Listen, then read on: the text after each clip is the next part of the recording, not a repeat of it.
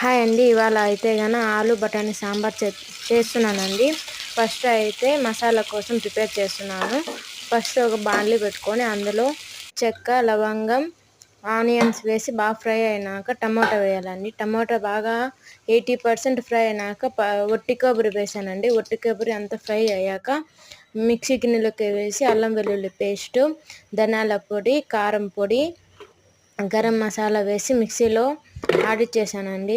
అలాగే కొత్తిమీర కూడా వేసాను. పక్కన ఆయిల్లో సాసులు, కరివేపాకు, ఆనియన్స్ బాగా ఫ్రై అయ్యాక నేను ఇంతకు ముందుగానే బఠానీ, ఆలు కుక్కర్లో ఉడికించానండి.